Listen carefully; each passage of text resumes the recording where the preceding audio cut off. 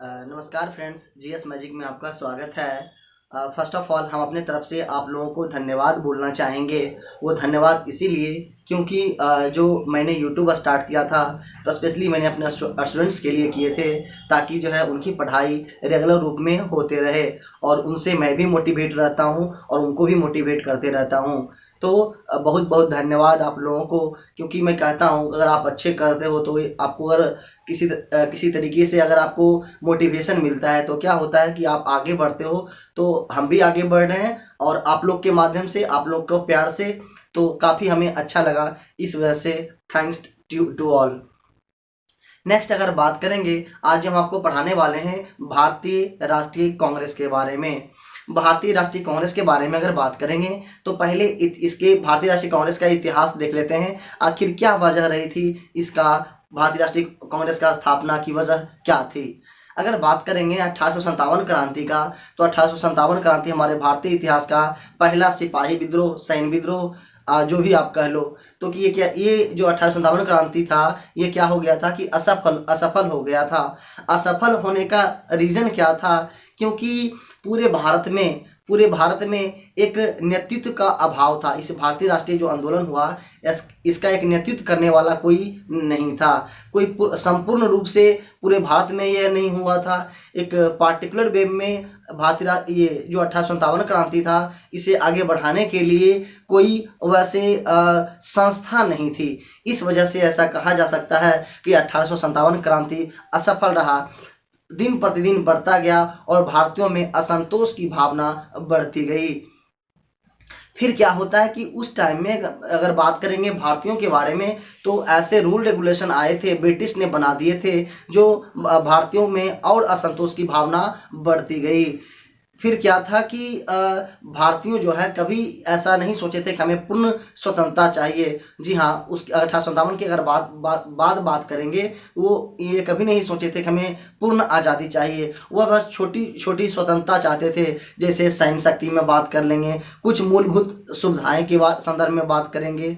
लेकिन day by day ये बढ़ता गया और लास्टली ये हुआ कि बंगाल के क्षेत्र में यही असंतोष की भावनाओं के कारण आंदोलन जगह जगह हुआ करता था, जिसको दबाने के लिए ब्रिटिश सरकार ने भारतीय राष्ट्रीय संघ, जी हाँ, भारतीय राष्ट्रीय कांग्रेस से पहले भारतीय राष्ट्रीय संघ की स्थापना 1884 में की गई थी। ये ब्रिटिश के माध्यम से ही की गई थी, ताकि जो है ये स्थापना इसीलिए किया गया था क्योंकि भारत में, वो भी स्पेशली बंगाल के साइड में जो आंदोलन हो रहे थे, उसको दबाने का प्रयास किया जा रहा था। और इनका उद्देश्य क्या है, ये क्या चाहते क्या हैं, इस आंदोलन के माध्यम से जो स्थापना किया जा रहा था भारतीय राष्ट्रीय संघ, तो इसके माध्यम से क्या होता कि उनका उद्देश्यों के बारे में ब्रिटिशों का पता चलता, जो वो चाहते थे।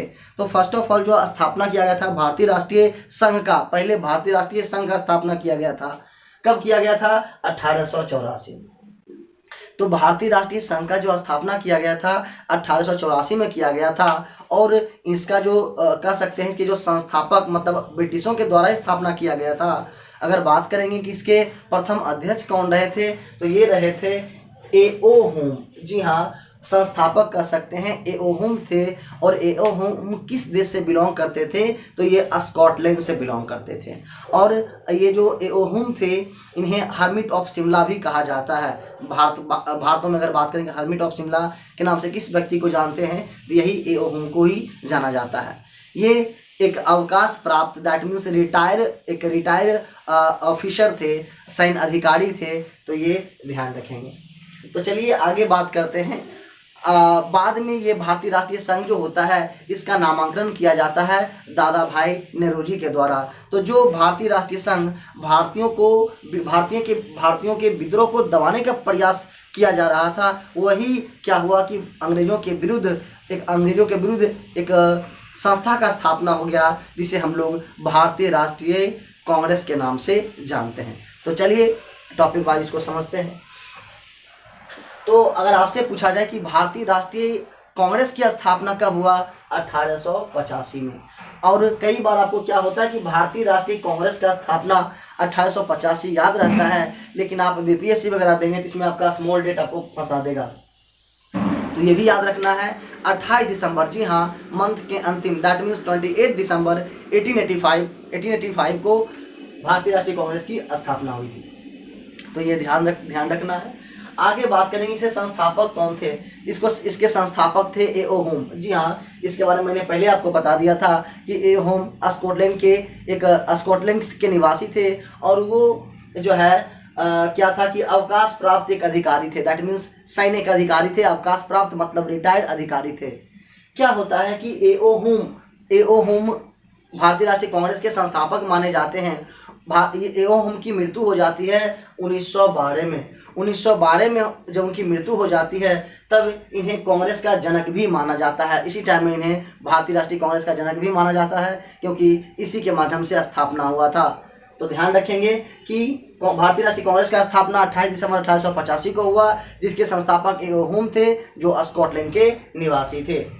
तो ये इसके बारे में पहले मैंने बता दिया कि जो भारतीय राष्ट्रीय कांग्रेस जो अब 28 दिसंबर 1885 का स्थापना हुआ, उसके पहले वो भारतीय राष्ट्रीय संघ हुआ करता था। इसके बारे में तो आप समझ गए।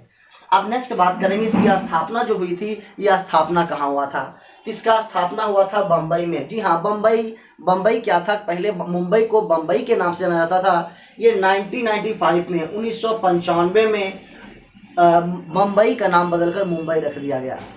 तो ये आप बेसिक बातें हैं, जानते होंगे आप। तो इसका जो भारतीय राष्ट्रीय कांग्रेस का स्थापना हुआ ये बम्बई में हुआ था। और बम्बई में तो आपको ये याद रखना है कि बम्बई में हुआ था। कई बार बीपीएससी क्या करता है, आपका पार्टिकुलर जगह पूछ देता है। तो गोकुल दास तेजपाल संस्कृत विद्यालय, तो ये ध्यान रखेंगे इस स्कूल का नाम कि भारतीय राष्ट्रीय कांग्रेस का स्थापना मुंबई में तो हुआ था, लेकिन मुंबई में किस जगह, ये गोकुल दास तेजपाल संस्कृत विद्यालय, ये आपको ध्यान में रखना है। नेक्स्ट बात करेंगे तो मैंने आपको ये भी बता दिया था कि भारतीय राष्ट्रीय कांग्रेस का जो नामांकन किया गया था ये दादा भाई नेरोजी के द्वारा किया गया था, दादा भाई नेरोजी के द्वारा। तो ये कई बार ये क्वेश्चन यहाँ से घुमाता है कि भारतीय राष्ट्रीय कांग्रेस के नाम से पूर्व पहले क्या नाम था, तो भारतीय राष्ट्रीय संघ, ये आपको ध्यान में रखना है। तो नामांकन करा किसने, दादा भाई नेरोजी ने।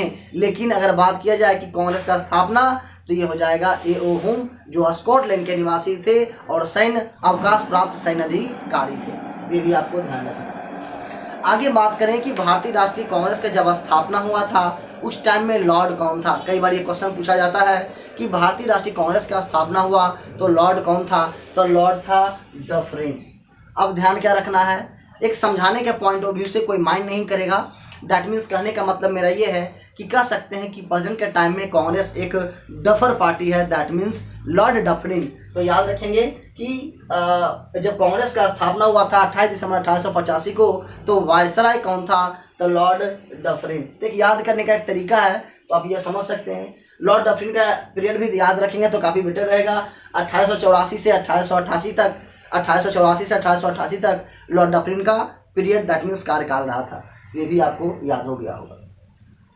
अब बात करें कि भारतीय राष्ट्रीय कांग्रेस का जब स्थापना हुआ तो क्या होता है कि अलग अलग जो ब्रिटिशर थे, कुछ भारतीय भी थे, इन्हें तंज कसा कि ये जो है क्या कर लेगा, बहुत तरह का ये बातें स्टेटमेंट दिए हैं, वो क्वेश्चंस पूछे जाते हैं। तो चलिए समझने का प्रयास करते हैं। लॉर्ड डफरिन के द्वारा यह कहा गया था कि सूक्ष्मदर्शी अल्पसंख्यकों की संस्था है। जी हाँ, भारतीय राष्ट्रीय कांग्रेस के संदर्भ में लॉर्ड डफरिन ने, जो उस टाइम में जब कांग्रेस का स्थापना हुआ था, तो वो वायसराय जो थे लॉर्ड डफरिन थे, और ये लॉर्ड डफरिन ने बोला था, स्टेटमेंट दिया था कि सूक्ष्मदर्शी अल्पसंख्यकों की संस्था है। दैट मीन्स कांग्रेस के संदर्भ में कहा गया था कि कांग्रेस सूक्ष्मदर्शी अल्पसंख्यकों की संस्था है। इसीलिए बोला गया था क्योंकि जब कांग्रेस का स्थापना हुआ था उस टाइम में सदस्यों की संख्या 72 ही थी, 72 ही थी। इसीलिए कहा गया था कि यह जो है सूक्ष्मदर्शी अल्पसंख्यकों की संस्था है। किसने बोला था, लॉर्ड डफरिन ने। तो ये याद रखना है। कई बार पूछेगा कि कांग्रेस का जब स्थापना हुआ तो सदस्य कितने थे, तो 72, याद रखना है। नेक्स्ट बात करेंगे, लॉर्ड कर्जन ने अपना यह स्टेटमेंट दिया था कि कांग्रेस अपने पतन की ओर लड़खड़ाती हुई जा रही है। जी हाँ, ये लॉर्ड कर्जन ने बताया था कि कांग्रेस अपनी पतन की ओर लड़खड़ाती हुई जा रही हैं और मेरी इच्छा है कि मैं इसे देखते रहूं, मैं इसे बैठकर देखूं। तो ये क्वेश्चन आपसे ये कई बार पूछा जाएगा कि कांग्रेस अपने पतन की ओर लड़खड़ाती हुई जा रही है और मेरी इच्छा है कि मैं इसे बैठ कर देखूं। यह किसका स्टेटमेंट था? तो लॉर्ड कर्जन का। तो ध्यान रखना कि लॉर्ड कर्जन के माध्यम से जो कहा गया था कि कांग्रेस अपने पतन की ओर लड़खड़ाती हुई जा रही है और मेरी इच्छा है कि मैं इसे बैठ कर देखूं। जबकि डफरिन ने कहा था कि कांग्रेस जो है सूक्ष्मदर्शी अल्पसंख्यकों की संस्था है, क्योंकि उसमें मेंबर 72 थी। ये ध्यान रखिएगा।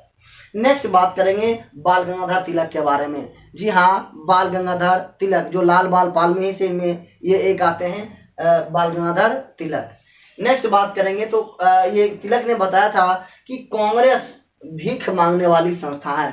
बाल गंगाधर तिलक ऐसे व्यक्ति थे जो गर्म दल के नेता थे, इसलिए गर्म दल नेता होने के कारण ही बाल गंगाधर तिलक कभी भी कांग्रेस का अधिवेशन में यह अध्यक्षता इन्होंने नहीं किया, क्योंकि ये गर्म दल के नेता थे, कभी भी उल्टा पुल्टा कार्य कर सकते थे। तो ध्यान रखना, कई बार ये क्वेश्चन पूछता है कि किस नेता ने कांग्रेस का अधिवेशन में अध्यक्षता नहीं की? ये बाल गंगाधर तिलक, ये क्वेश्चन पूछा जाता है, ध्यान में रखेंगे। तो बाल गंगाधर तिलक ने क्या कहा कि कांग्रेस भीख मांगने वाली संस्था है, क्योंकि इनका जो सोच था कि जो नरम दल, क्योंकि 1905 से पहले जो थे उनका जो दबदबा था वह नरम दल नेताओं का था। तो बाल गंगाधर तिलक का यह सोच था कि कांग्रेस जो है अंग्रेजों से, ब्रिटिशरों से ये क्या करती हैं कि ये अपना आज़ादी उनके पैरों तले गिर कर मांगती हैं, जो उससे कभी नहीं मिलने वाली है। इस वजह से इन्होंने नरम दल के नेताओं को एक तंज कसा कि कांग्रेस भीख मांगने वाली संस्था है। नेक्स्ट बात करेंगे और इन्होंने बोला था कि बाल गंगाधर तिलक ने कहा था कि वर्ष में एक बार मेढक की तरह टटराने से आपको जो है स्वतंत्रता नहीं मिलेगी। ये भी ध्यान रखेंगे, ये 2 पॉइंट। नेक्स्ट बात करेंगे फिरोज शाह मेहता। फिरोज शाह मेहता ने कहा था कि कांग्रेस की आवाज़ जनता की आवाज़ नहीं है। फिरोज शाह मेहता ने कहा था कि कांग्रेस की आवाज़ जनता की आवाज़ नहीं है, इसीलिए कहा था क्योंकि फिरोज शाह मेहता की यह सोच थी कि कांग्रेस जो है अपने सदस्य का ही बात सुनता है, उनका अपने सदस्यों का ही साथ देता है। इस वजह से फिरोज शाह मेहता ने कहा था कि कांग्रेस की आवाज़ जनता की आवाज़ नहीं है। ये भी ध्यान रखिएगा।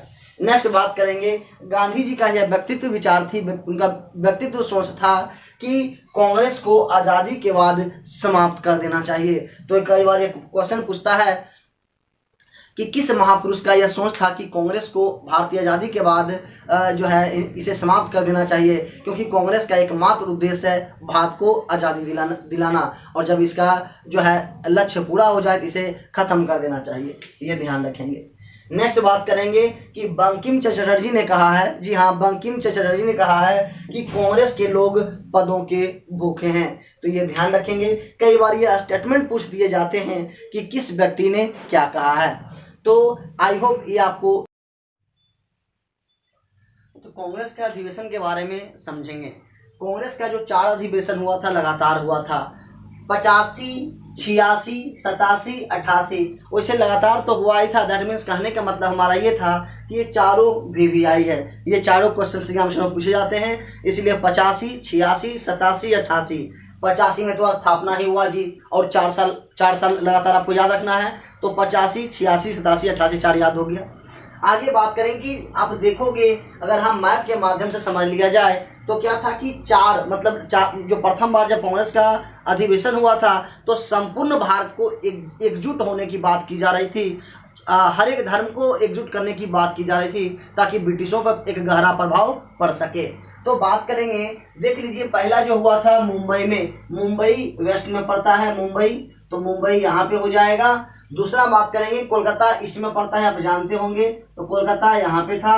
नेक्स्ट बात करेंगे मद्रास, तो मद्रास साउथ में पड़ता है, मद्रास यहाँ पे था चेन्नई में, उसी का चेन्नई नाम है प्रेजेंट में। नेक्स्ट बात करेंगे इलाहाबाद, यूपी के ये बिहार के बगल में यूपी पड़ता है, वहीं पे है आपका इलाहाबाद। तो ये 4 जगह था, आप देख सकते हैं संपूर्ण भारत को एकजुट करने की बात की जा रही थी। तो आपको ध्यान में आसानी से रह जाएगा कि मुंबई जो प्रेजेंट में भारत की वित्तीय राजधानी मुंबई है, दूसरा कोलकाता, तीसरा मद्रास और चौथा इलाहाबाद। तो 4 ईस्वी 4 अधिवेशन आसानी से याद हो गया। अब बात कर लेते हैं अध्यक्ष का, क्योंकि चारों इस तरफ से चलेंगे तो आपको आसानी से याद रहेगा।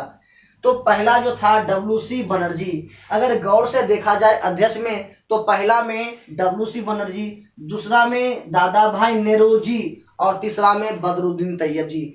3 जी लगातार है, 3 जी लगातार है। पहला में WC बनर्जी तो जी आ गया, दूसरा में दादा भाई नेरोजी तो जी आ गया, तीसरा में बदरुद्दीन तैयब जी तो जी आ गया। तो 3 देखिए जी आपको आसानी से याद रहेगा। अब दूसरा जो हुआ था 86 में कोलकाता में हुआ था, तो कोलकाता में कौन अध्यक्षता किया था जी? दादा भाई नौरोजी। वैसे दूसरा में दा आ गया दादा भाई नौरोजी, तो आपको याद रहेगा दूसरा में दादा भाई नौरोजी, पहला में WC बनर्जी तो है ही। और तीसरा में, और याद रखना है कि WC बनर्जी कांग्रेस के प्रथम अध्यक्ष बने थे, और जब कांग्रेस का प्रथम अधिवेशन हुआ था उसमें कुल 72 सदस्य थे। अरे 72 सदस्य होने के कारण ही तो लॉर्ड डफरिन ने सूक्ष्मदर्शी अल्पसंख्यकों की संस्था बताई थी, तो ये ध्यान रखिएगा। और प्रथम महासचिव, कई बार ये अध्यक्ष ना पूछ करके महासचिव पूछ लिया जाता है, तो कांग्रेस के प्रथम महासचिव कौन थे प्रथम अधिवेशन में? तो वही थे एओहुम, जो कांग्रेस के संस्थापक माने जाते थे। तो ध्यान रखना, अगर महासचिव पूछ लिया जाए तो एओहुम, अगर अध्यक्ष पूछ लिया जाए तो हो जाएगा WC बनर्जी। ये हो गया। दूसरा में तो मैंने आपको बता ही दिया 86 में हुआ, कहाँ हुआ जी? कोलकाता में। और दूसरा में दादा, दो से दादा, तो दादा भाई नेरोजी और दादा भाई नेरोजी कांग्रेस के 3 बार अध्यक्ष बने। तो ध्यान रखिएगा 1886 जो हम आपको बता ही चुके जी। उसके बाद 1893, यह वही 1893 है जब गांधी जी दक्षिण अफ्रीका गए थे। 1893 में ही आपका जो स्वामी विवेकानंद थे शिकागो में भाषण दिए थे। 1893 में ही एनी बेसेंट भारत आई थी। तो 1893 में ही कांग्रेस के अध्यक्ष दादा भाई नौरोजी दूसरी बार बने, तो ये आपको ध्यान में रखना है। और 1906 में तो दादा भाई नौरोजी कांग्रेस के अध्यक्ष कितने बार? 3 बार, एक 1886 जो आपको बता चुके, 1893 और एक 1906, तो ये तीनों ध्यान में रखना है। नेक्स्ट बात करेंगे तीसरा में, तो 1887 में हुआ था, और ये कहाँ हुआ था? मद्रास में हुआ था, और इसके जो अध्यक्ष हुए थे बदरुद्दीन तैयब जी। तो मैंने पहले बता दिया, तीन अध्यक्ष जो बने थे कांग्रेस के, ये क्या था? तीनों में जी लगा हुआ था, WC बनर्जी, दादा भाई नौरोजी और क्या हो जाएगा? बदरुद्दीन तैयब जी। और बदरुद्दीन तैयब जी के बारे में ऐसा मत मिलता है कि ये प्रथम मुस्लिम अध्यक्ष थे। ये भी आपको याद रखना कि प्रथम मुस्लिम अध्यक्ष कौन जी? तो बदरुद्दीन तैयब जी। नेक्स्ट बात करेंगे 1888 में, तो ये इलाहाबाद में हुआ था जो मैं आपको बता चुका हूँ। जॉर्ज यूले ये जो है प्रथम अंग्रेज थे, दैट मीन्स कह सकते हैं प्रथम अंग्रेज या गैर भारतीय, मतलब भारत से बिलोंग नहीं करते थे। तो ध्यान में रखना है। अब देख लीजिए कि WC बनर्जी एक हिंदू थे, दादा भाई नौरोजी पारसी थे, बदरुद्दीन तैयब जी मुस्लिम थे, और जॉर्ज यूले एक ईसाई, दैट मीन्स ब्रिटिशर थे। तो आप समझ सकते हैं कि कांग्रेस की ऐसा सोच था कि पूरे संपूर्ण भारत, संपूर्ण बिरादरी जाति को अगर एक साथ कर लें तो एक ब्रिटिश पे एक बड़ा बल पड़ेगा। तो ये चारों सीरीज में आपको, आई होप आपको याद हो गया होगा। आगे बात करेंगे 1905 वाला। तो 1905 में जो अधिवेशन हुआ था, तो वैसे भी 5 से पंडित, तो ये हुआ था वाराणसी। आप जानते हैं पूजा पाठ काफी ज्यादा होता है, तो 1905 में ये वाराणसी में हुआ था, और इसके किए थे गोपाल कृष्ण गोखले, वैसे नाम भी इनका है कृष्ण गोपाल कृष्ण गोखले, जो महात्मा गांधी के गुरु थे। तो ध्यान रखिएगा 1905 में जो हुआ था वाराणसी में अधिवेशन अध्यक्षता बुलाई गई थी, और वो अध्यक्षता गोपाल कृष्ण गोखले किए थे। नेक्स्ट बात करेंगे कि ये स्वदेशी आंदोलन, दैट मीन्स गोपाल कृष्ण गोखले ने स्वदेशी आंदोलन या कह सकते हैं बंगभंग आंदोलन जो 1905 में चला था, उसका समर्थन किया था। तो ये ध्यान रखेंगे, कई बार क्वेश्चन यहीं से पूछ लिया जाता है कि कांग्रेस के कौन से अध्यक्ष जो है किस अधिवेशन में बंगभंग आंदोलन का समर्थन किया गया था। तो ध्यान रखना है वाराणसी अधिवेशन में अध्यक्षता किसने करा था? गोपाल कृष्ण गोखले, और 1905, ये भी आपको याद हो गया होगा। नेक्स्ट बात करेंगे 1906 के संदर्भ में। मैंने आपको पहले बता दिया था कि कांग्रेस का अध्यक्ष दादा भाई नौरोजी 3 बार बने, 1886 में, दूसरी बार 1893 में, तीसरी बार 1906 में। तो वही 1906 आ गया। 1906 कोलकाता अधिवेशन में ही। ध्यान रखिएगा, पहले बार जो बने थे ये भी कोलकाता अधिवेशन, दूसरी बार भी कोलकाता अधिवेशन में वही दादा भाई नौरोजी हैं। और 1906 में क्या हुआ था कि स्वराज शब्द का प्रयोग, दैट मीन्स स्वयं का शासन। तो याद रखिएगा, कोई बार क्वेश्चन ये पूछा जाता है कि स्वराज शब्द का प्रयोग, स्वयं का राज और घर में भी दादाजी का राज रहेगा ना, तो स्वराज शब्द का प्रयोग दादा भाई नौरोजी के द्वारा 1906 में कोलकाता अधिवेशन में। तो ये आपको ध्यान रखना है। नेक्स्ट बात करेंगे वो कांग्रेस जिसका स्थापना 28 दिसंबर 1885 को हुआ। 1907 में बोला भैया हम साथ छोड़ देंगे। तो 1907 में क्या हुआ था, सूरत अधिवेशन बुलाई गई थी, सूरत में अधिवेशन बुलाई गई थी। अब देखो सूरत, तब सूरत हो गया ना जी, तो सूरत में क्या हुआ कि कांग्रेस का विभाजन हो गया था, गरम दल और नरम दल में विभाजन हो गया। तो ध्यान रखेंगे कि 1907 में सूरत अधिवेशन में गरम दल नरम दल में, दैट मीन्स कांग्रेस में विभाजन हो गया, दो हिस्सा में, गरम दल और नरम दल। अगर यहाँ पे बात किया जाए कि जब कांग्रेस का विभाजन हुआ तो अध्यक्षता किसके द्वारा किया गया था, रास बिहारी बोस। अरे भैया जहाँ बोस रहेगा वहाँ गरम दल नरम दल में बटेगा ही, जहाँ पे रास बिहारी बोस। तो सूरत अधिवेशन 1907 में, तो ध्यान रखेंगे 1907 में सूरत अधिवेशन, रास बिहारी बोस और गरम दल नरम दल दो खेमों में बट गया था। तो वो 1907 में दो खेमों में बट गया। नेक्स्ट बात करते हैं 1911 में। 1911 में क्या हुआ था कि कोलकाता अधिवेशन में, वैसे भी 1911 में ही बंगाल विभाजन रद्द हुआ था, आपको पता होगा। तो कोलकाता बंगाल विभाजन रद्द, दैट मीन्स कोलकाता में वो हुआ था। और इसका अध्यक्षता जो किया था पंडित विश्व नारायण धर। किसने किया था, पंडित विश्व नारायण धर। और ध्यान रखना है, ये क्वेश्चन वीवीआई के तौर पर मान लीजिए कि यही 1911 कोलकाता अधिवेशन में जब पंडित विश्व नारायण धर ये कांग्रेस की अध्यक्षता कर रहे थे, तब जो है प्रथम बार जन गण मन जो हमारा भारत का राष्ट्रीय गान है, तो कई बार आपसे पूछेगा कि भारत का राष्ट्रीय गान प्रथम बार किस अधिवेशन में गाया गया। ये हो जाएगा कोलकाता अधिवेशन में। कब जी, कोलकाता कहाँ जी, कोलकाता में। किसके अध्यक्षता में जी, पंडित विश्व नारायण धर के अध्यक्षता में। और जनगण मन जो हमारा भारत का राष्ट्रीय गान है, तो आपको याद रहेगा जो रविन्द्रनाथ टैगोर के द्वारा लिखा गया है। नेक्स्ट अगर बात करेंगे 1916 में क्या होता है। 1916 में जो आपका 7 में अलग हुआ, कांग्रेस दो भागों में बट गया था। 1907 में रास बिहारी बोस अध्यक्षता कर रहा था। और 1916 में लखनऊ अधिवेशन में, दोनों लखनऊ अधिवेशन में। और ये क्या होता है, लखनऊ अधिवेशन में जो अध्यक्षता करते हैं अंबिका चंद्र मजूमदार। कौन करते हैं, लखनऊ अधिवेशन में अंबिका चंद्र मजूमदार। और यही चूर्ण देने से, दैट मीन्स एक बताने का तरीका, यही मजूमदार अंबिका चंद्र मजूमदार जो हैं, इसके अध्यक्षता में क्या होता है कि कांग्रेस जो है फिर से एक हो जाता है, फिर से क्या होता है, एक हो जाता है। और बात करेंगे गरम दल नरम दल एक हो गया। उसके बाद अगर बात करेंगे तो क्या होता है कि कांग्रेस लीग का समझौता हो जाता है, कांग्रेस लीग का समझौता हो जाता है। तो ध्यान रखेंगे कांग्रेस लीग का समझौता कहने का मतलब क्या होता है, मुस्लिम लीग और भारतीय राष्ट्रीय कांग्रेस में क्या होता है, दोनों में मतभेद हो जाता है, फिर जो है इसमें समझौता हो जाता है, याद रखेंगे। और क्या होता है कि बाल गंगाधर तिलक के द्वारा स्वराज हमारा जन्मसिद्ध अधिकार है। जी हाँ, स्वराज हमारा जन्मसिद्ध अधिकार है। बाल गंगाधर तिलक के द्वारा 1916 में ही लखनऊ अधिवेशन में ही जो अंबिका चंद्र मजूमदार अध्यक्षता कर रहे थे, उसी में स्वराज हमारा जन्मसिद्ध अधिकार है का नारा दिया गया था बाल गंगाधर तिलक के द्वारा। तो ये ध्यान रखेंगे।